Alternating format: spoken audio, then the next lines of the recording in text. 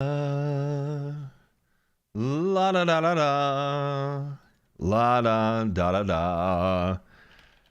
I don't know if it's been made public yet, so let me hop over into the old back end here and give it an old gobbledygoo. Right? Man, why is it every time I do this I have to click all these things? It's ridiculous. Come on. All right. Yes, I got it.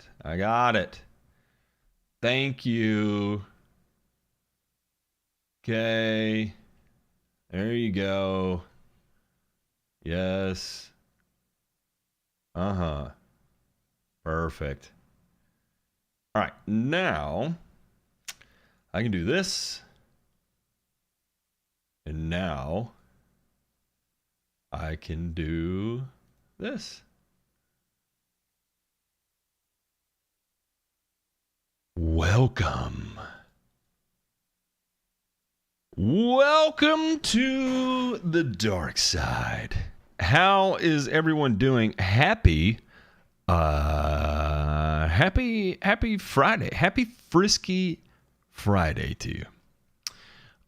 For those of you who don't know, my name is Matt. I go by Matt. And alongside me is, right now, here's DeMay. DeMay, we're live. I think I've got it figured out now. Let me do this. You do not hear me? What? You can't hear me?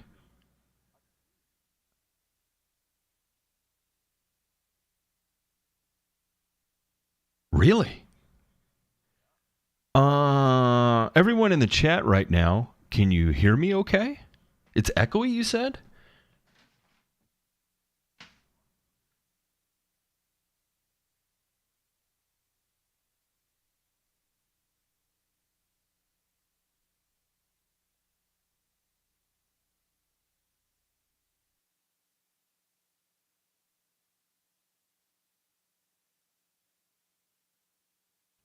Hang on one second here, boys. Let me update the screen here. Everybody says I can hear you. I can hear you. It's good. Sounds great. All right, they can hear me okay.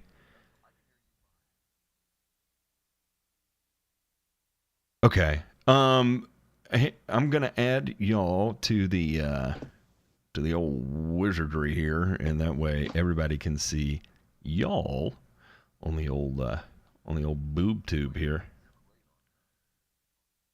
On the tubes, it sounds good. What is going on with this? I don't know what the deal is.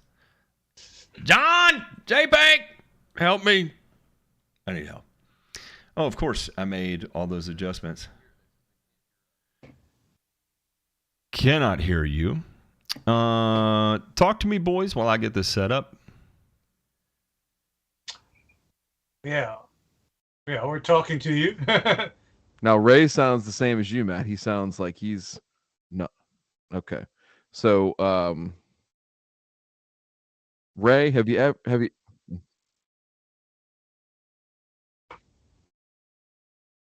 right. Mm-hmm. If you can hear me now, Ray, have you ever listened to the song called Ass and Titties? And if you have, did you like it? I've not listened to that song yet.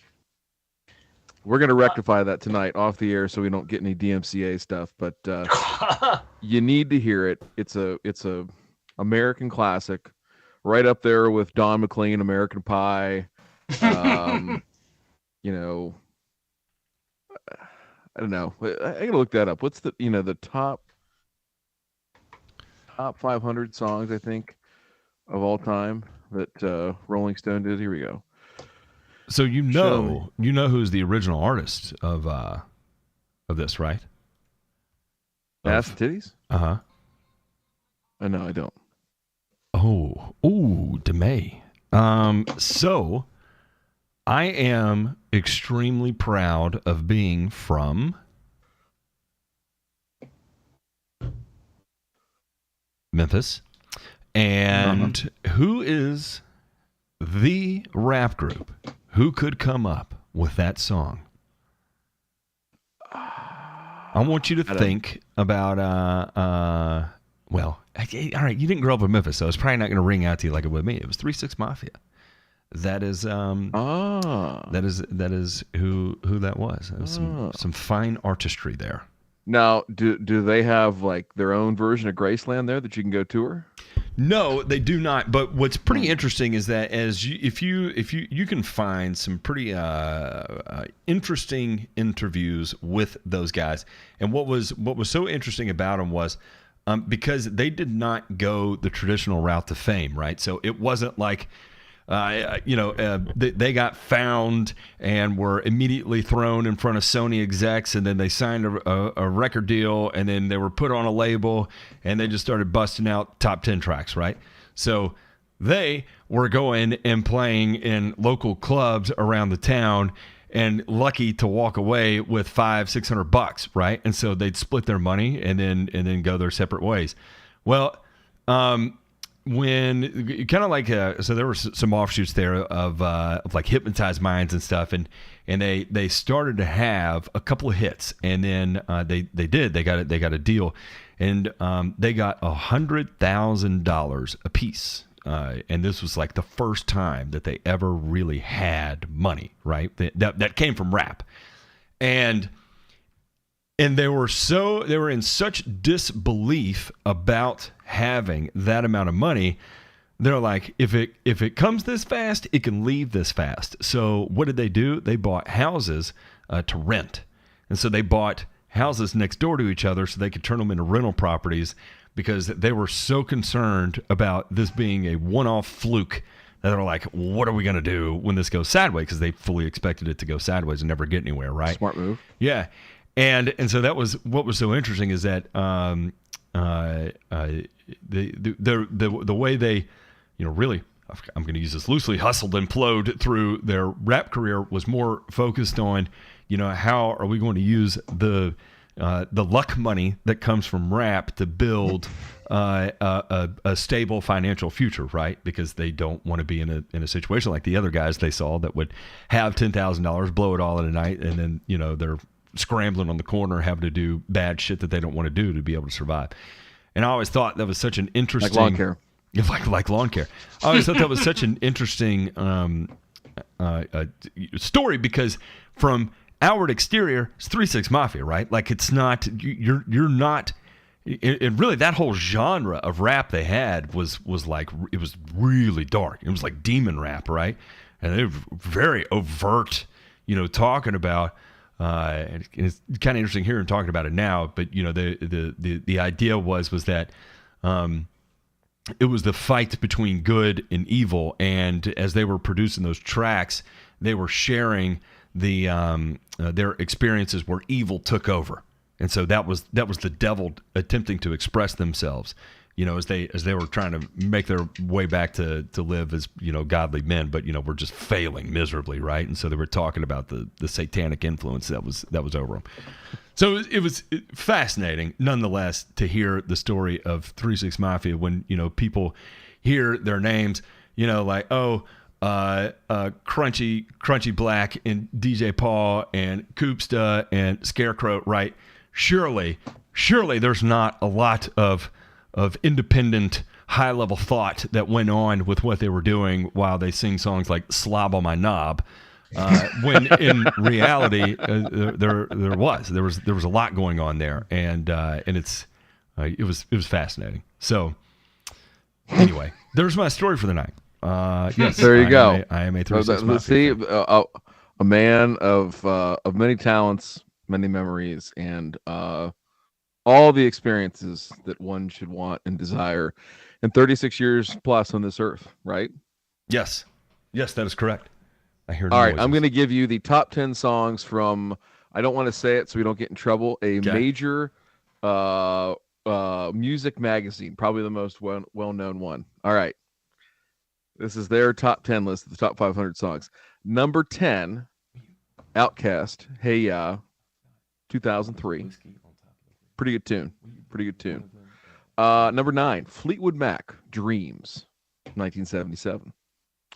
I don't agree with this one at all, personally. I haven't been a big fan. Wait, what was before Fleetwood Mac? I'm sorry. It was Outkast. Hey, yeah. Okay, yeah. So far, I'm not into this. Number 8. This is the one I do not agree with. Missy Elliott, Get Your Freak On, 2001. That is not even a top 100 song. What? All time. Whoa. Missy Elliott. Hang on. It's not a top 10 song for sure. I don't even think it's in the top 100. I will say this. Missy Elliott, for me, Fine song. as an artist, incredible. Like, holy, had me in the throes of it early 2000s. I mean, just hard. Her and Timbaland both. Is that... You're right. I don't agree with that ranking. Am I disappointed she's in the top 10? Not at all. That song being in the top 10, a little bit. Now, I will say this. If you are between the ages of, let's just say, 31 and 43, and you've never had that song on while having relations, you have missed out. Yes. I am very sorry for you. Yes. It's a fine song to have on any mixtape that you're going to make for your old lady or a Spotify playlist. So burn it on a CD, throw it in. Do we still burn CDs? Is that side B of if you have the auto flip tape deck? You're probably not quite old enough for that, man. What are you talking about? Yes, I am. Yes, I am. Look, I was born in '86. I'm not that young. I grew up very much with tape. Look at this. Ask Asami if you burned a CD for her, would she accept it as a gift? Asami. DeMay and Ray would like to know that if I burned you a CD, would you accept that as a gift? It's like, yeah. Now, and hang on. If for those of you that don't know, my wife is older than me. My wife turns 40 this year, so very much Same. of the era of burned CDs too. So it's not beyond her. But did you burn a lot of CDs? Yeah. Yeah, that was your go-to too. I have the radio. You gotta push to record with the tape. Yes, where you would hold your recorder to the radio and hit record and record your favorite song. Yes. Okay. Or try to catch it on the radio and not have all the DJ talk on the front end of the song. 100%. Yeah. That was the real thing. Yeah. All right. Let me get back to the list here. So 7. I don't know about this one either. Beatles, Strawberry Fields Forever. Is that barrel proof? This is a little smoke wagon, uncut, unfiltered, and I'm gonna have a glass of this 114 proof material here. Who was that you just said here? That was who? Well, this is the Beatles, Strawberry Fields Forever. Strawberry Checking at number 7. Okay, that's the one where they first started talking about LSD and like psychedelic use. So it's like was that on the Sgt. Pepper album or was it before? Yeah, that was in Pepper. Yeah. That was on Pepper. Yeah. I like that song. It's melodic and it's beautiful. But hang on, what I would like to see in place of Strawberry Fields Forever would be, damn it, what is that song? I once had a girl, or should I say, she once had me. Norwegian Wood, in my opinion, is a significantly greater song. Asami Kampai, cheers. Okay. I love you, baby. Also, I love you, baby.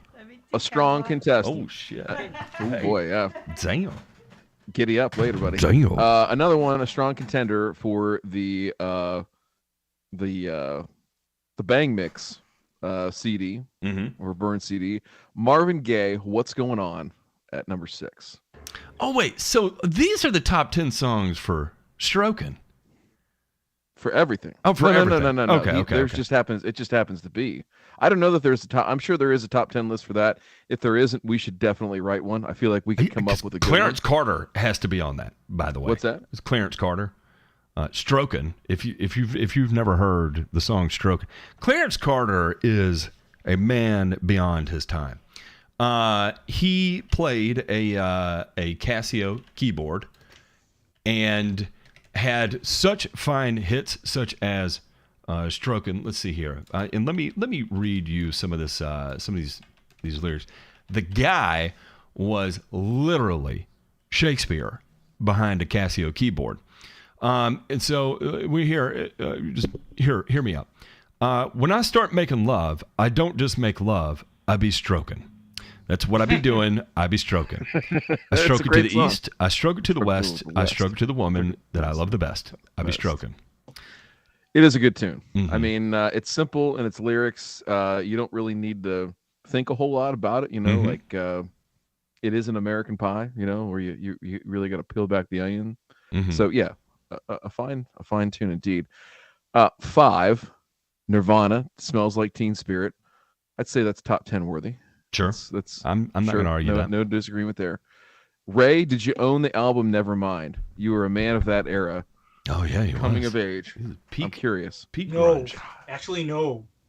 You see, I was not into the Seattle grunge thing. Oh, I'm sorry. I was strictly. I'll be back in 2 seconds. Hair metal. Like hair metal, like Poison, White Snake, Van Halen, Def Leppard. Oh, Ray. So now that kind of explains my drinking habits, okay? Yeah, that explains my drink.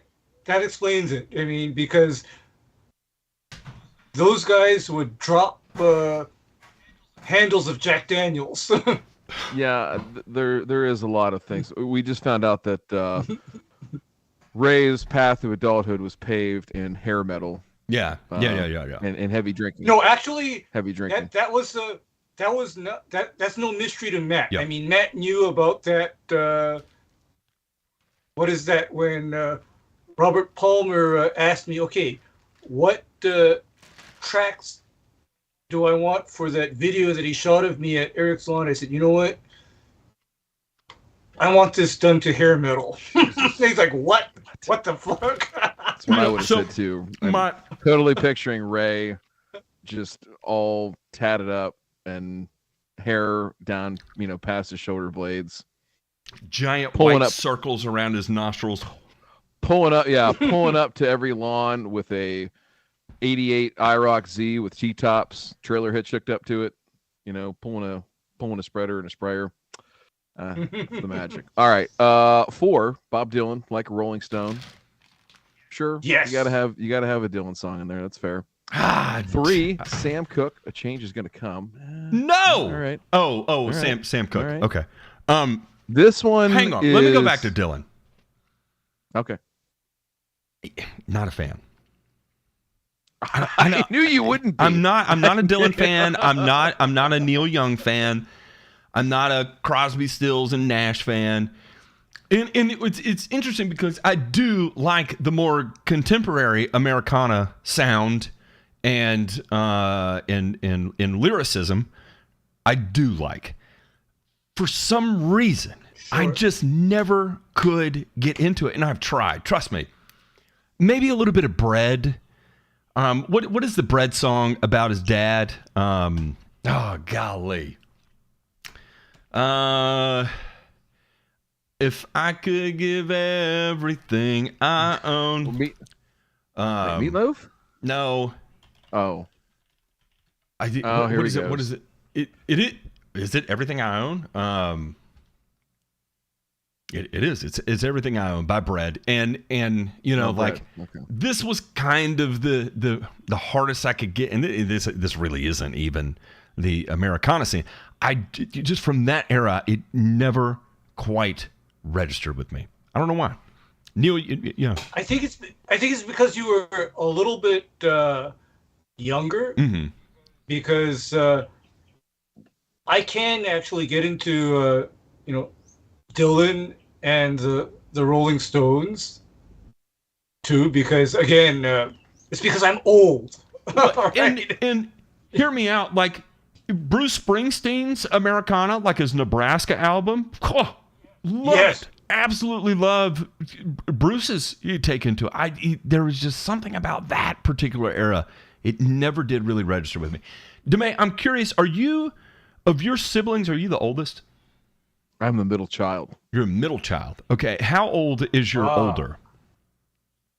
He is 11 years older than me, so he would be, yeah, he's 50 right now. Yeah. So Oh, my dear. brother's 8 years older than me. My sister's 12 years older than me, and that's why I kind of had that weird influence, right? They're like meat and potatoes Gen Xers, and you know what I mean. And so, they Totally were corporate sellout Gen X. too young to be in the well, I don't know. My sister's big Dylan fan. She wasn't really too much into Neil Young, but you know they kind of exposed me to that. My sister was a huge Rolling Stones fan. In fact, went to Germany to go see the Stones against my parents' wishes because you know when else are you going to get to go see the Stones? I don't think she knew that Mick Jagger was going to be performing through 2023. But whatever adrenochrome he's on, maybe we'll find who some. did? Who? Cocaine. Cocaine knew that he would be. I think cocaine wants you to die. That's one of the few things If that you sets think out with about- the intent of killing you. Think about, just think about it. And maybe there's some, random guy named Marty that lives somewhere in middle America, but you can't tell me that Mick Jagger and Keith Richards on their own have not ingested a significant amount of the narcotics Copious. that have been consumed in this country in the last 50 years. I mean, they're up there. They've got to be up there. The things that they have put in their body and have put in other bodies has to be so extreme at a scale that no one could ever comprehend. I'm sure they have put more things in more bodies. It's got to be at the Genghis Khan Well, I was going to say level. that there's probably a time in 1998 where Keith and Mick were reading the Kenneth Starr report, and we're probably like, "Oh Christ, you remember when we did that back on our summer tour back in '70? Was that in L.A. or San Francisco? I can't remember." Doesn't matter. We'll do it again. We'll do it again. Yeah, we'll do it again, or else the what is it, the orgies in London. Hey, the Yeah, fact so- of the matter is, don't vote D, don't vote R, just vote Stones. All right. Now, I'm sorry I'm eating again. I just ate dinner, and I'm eating again because I Wait, haven't eaten all day, and I'm concerned. did somebody send that to you and make sure that the deaf guy got his food? No. That's an inside joke. That by is the an way. inside We have to start calling out our inside jokes so that people know they're inside jokes because we don't get enough viewers apparently to. Someone to know had that. something delivered at my house, and they left specific instructions that I am hard of hearing, and so to knock incredibly loud. And late at night. I was streaming in the middle of this, and someone shows up on my camera, and I'm like, that's interesting. I'll just set it to the side and watch them. And then they beat on my door like they were the sheriff's department, and it scared the holy shit out of me.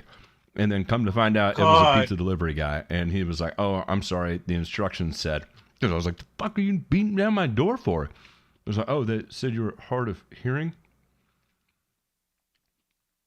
All right, let's see here. All right, What's two next? more, and then we got to talk grass. All right, number 2. Okay. Pretty interesting pick here, I gotta say. Public Enemy, Fight the Power, at number 2 all time. I mean, I could, Public Enemy? Yeah. I don't know. I know, that's what I'm saying, man. I Like don't know. that's all right. Number 1, and again, I feel like it's a great song, and it's well sung. She didn't even write it though. All right, Aretha Franklin, Respect is number 1 all time. Yes. Oh. I can get down with some Aretha. I bet you could. Who did Aretha. write that? I Otis Redding. that's right. That's right. I feel like I learned that on VH1 or something. Aretha, yeah. Aretha is the queen of the 1980s and 1970s. Also a Memphis lady.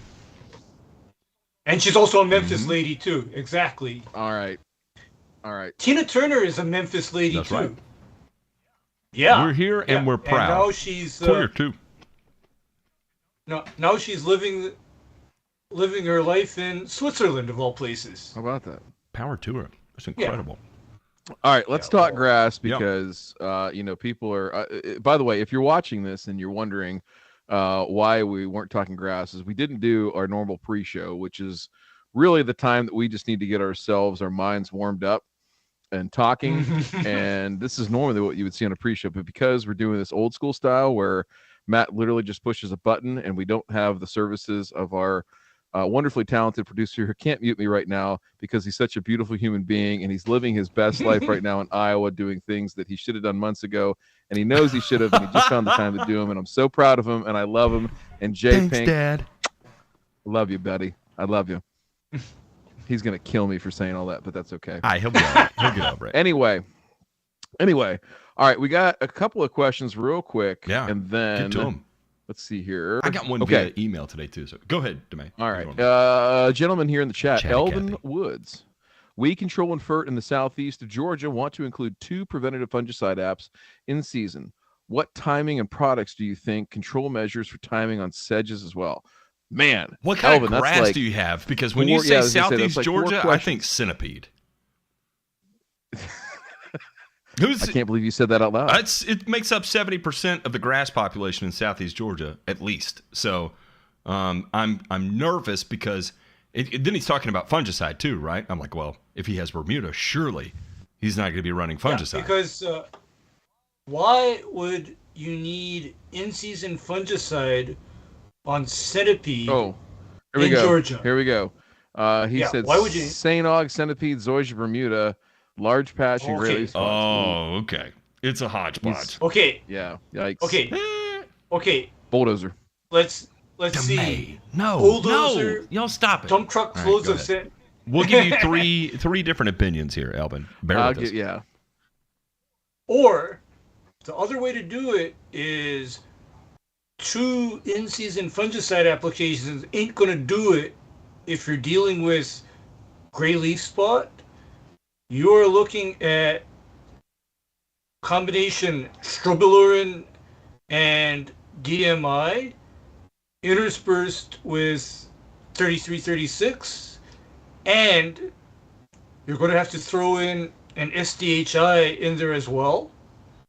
And that is not even including what you're supposed to do for large patch in the fall or end of summer. So if you're committing to treating for disease, this ain't no 2 application program. You got work to do, sir. I'm going to soften the blow here. Bear with me. and I'm gonna guess, with it being Southeast Georgia, that you have a fairly narrow window of disease prevalence. And I could be 100% wrong, Alvin. It's a common trend in my life to be 100% wrong. But I'm basing this off my limited time with centipede in St. Augustine in Augusta, Georgia. And what I noticed was it was pretty tightly centered to the first part of summer and gray leaf spot, and then the end of the season and brown patch. Occasionally, I'd see brown patch in the middle of the season. Very, very rarely. Maybe if I did one of those things where I was like, hey, I'm going to fertilize this aggressively and just see what happens, then I would get some funky shit show up. But if I stuck to my guns and did what I was supposed to do and didn't take a lot of risks, then I would. I typically didn't have a whole lot of in-season issues. Now, the other part of that is that I typically ran the grass leaner on water than what I watched a lot of people do, because it just made me sick watching all the irrigation systems run so much in Augusta, Georgia, right? Everybody wants to be the masters for as long as they possibly can. And so what they do there, which is extremely bizarre, is, your grass is coming out of dormancy in March timeframe, right? And they are fertilizing the holy shit out of their Bermuda, Zoysia, Centipede, St. Augustine in March, and throwing water to it like water has this miraculous chemical that's going to pull it out of dormancy and turn it green again. And the more you give it, the more it will respond that way. So anyway, I tend to run things a little bit drier in terms of water. So your mileage may vary compared to what I did.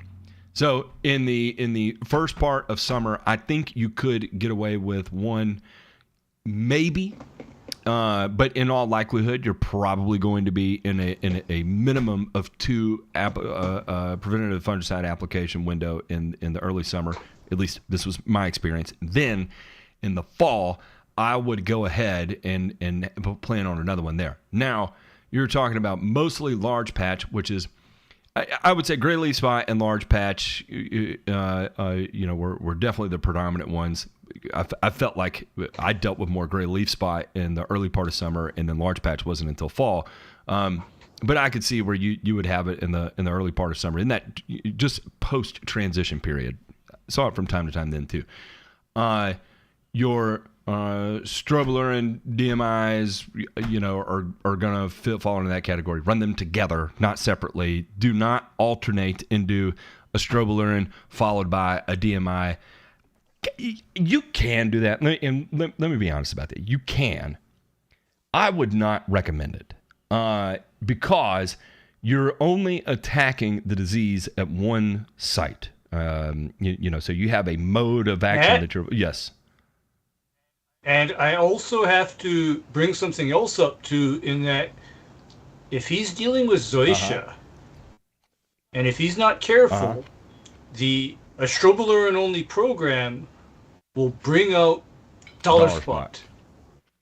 And that's why my policy when I'm doing either a strobilurin fungicide, or else if I'm doing this SDHI known as ProStar, which actually aggravates dollar spot, if I ever apply one of those 2 types of products, I always have either a DMI or 3336 tank mixed with that fungicide, so that I don't get the dollar spot flare. Because there is nothing like getting a phone call from your customer asking, why are there all of these little 1-inch spots showing up all over my lawn all of a sudden after it rained?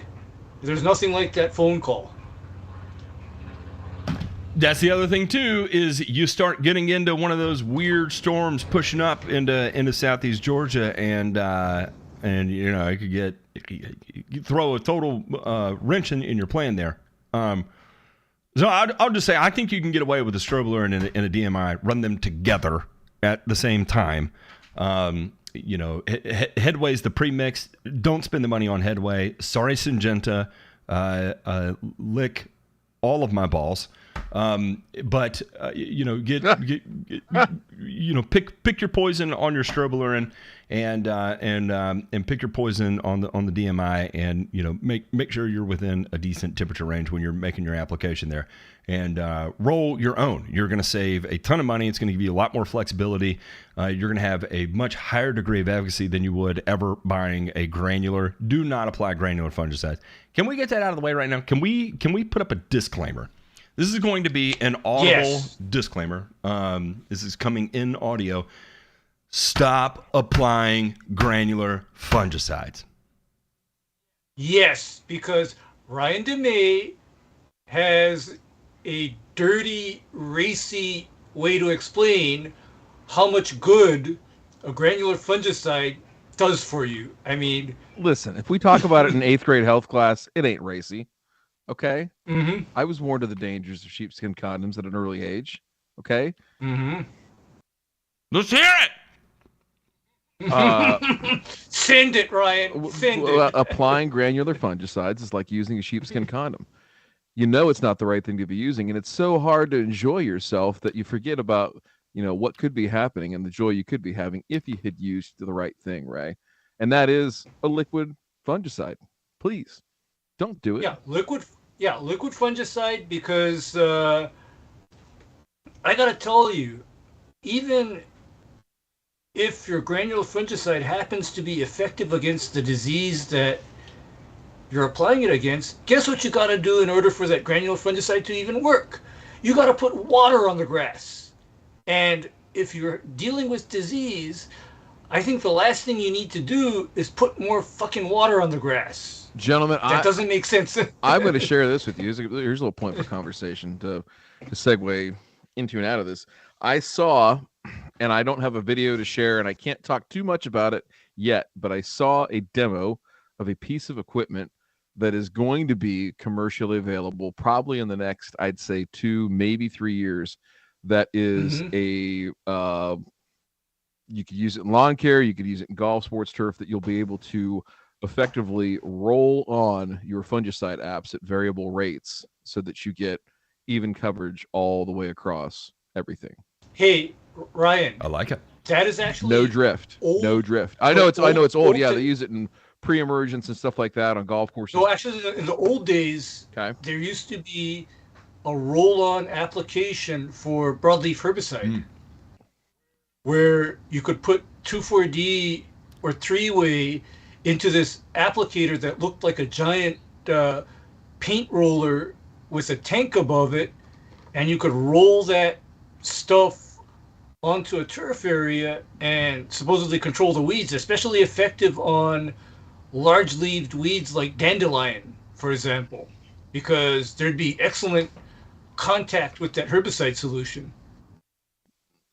I'm saying the small scale demo I saw of it leads me to believe that this will be a huge deal, especially in areas where drift is a concern because of the weather patterns.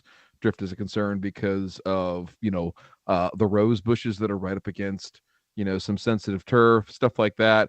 And Ryan, with all the play that drift is getting right now, and let me tell you what, I was talking to I don't want to, an academic here, an employee of Ohio State that has nothing to do with turf, right? And he's talking about the crop that he researches and looks after, and he was like, well, with all that drift and injury that you turf grass guys do, I'm like, what? Where? What do you mean? And again, even the perception is that we're out there with boom sprayers 20 inches off the ground at super fine droplet size, just painting everything. And I was like, actually, Ryan, no, that's not how it works. True. Oh, I know. That's not true, because the fact or the reality is you have your volume lawn care jockeys, watch it, waving around their ChemLawn gun, watch it, in a 20-mile-per-hour wind, on! such that the spray droplets are literally carried forward or backward 20 feet because they're spraying when it's so goddamn windy. Man, I mean, that's just the truth and the reality. And I'm going to tell you, if they can perfect that non-spray roller applicator for turf grass, you know who'd be in the market for that? Alan Hayne, the next time he goes to North Dakota? No, me. Oh. Me. That was... Because I'm just going to say... Let me tell you something about Hawaii, Honolulu, Hawaii. Wind? Yeah. Your average wind here is about 20 miles per hour. Average. Yeah. Oh, no, I've been out there. You're right. It's breezy. Even at night, when normally it's fucking windy, in the right? continental United States, yeah, it's breezy out there. It's breezy. And, Chris breezy. Listen, yeah. Nobody wants to see, you end up like Alan and have to claim those Dockers as a qualified business expense when you go back to JCPenney and replace those things, because they look like there's liquid shit all over them. Yikes. It did. It was bad. There was a lot. Listen, I'll find the video here real quick. I saw it. No, wait a minute, Ryan. I think I saw that video. No, I saw that video where his pants were literally like black or something. His pants were black from all of that humic that drifted back into him. It's like he pooped out of his front butt. Oh, Yeah, yeah. Lord have And- mercy. And so, I have never heard that before, and it was that rung my bell. Yeah, official. Yeah, I was. seriously I though, quickly painted a picture in your mind. You painted What's not something pleasant. all right. My God. yeah, it was horrible. But then, Is my Brian, rosary here? you know, I need to back say to a what you were prayer. saying about how it's windy even at night. I literally want to disembowel any smartass that tells me, "Oh, why don't you just spray early in the morning?" Well, dumb fuck, it's because the wind is blowing 20 miles per hour even at 5 a.m. So that doesn't do me a shit of good. I would love to hear Ray, Ray's Kevorkian like customer letters, curt emails that come back. Dear dumb fuck, I did not spray today because it was fucking windy. If you had stepped outside for even a millisecond, you too would have realized that it was fucking windy, almost too windy to spray. But just because, Well, actually,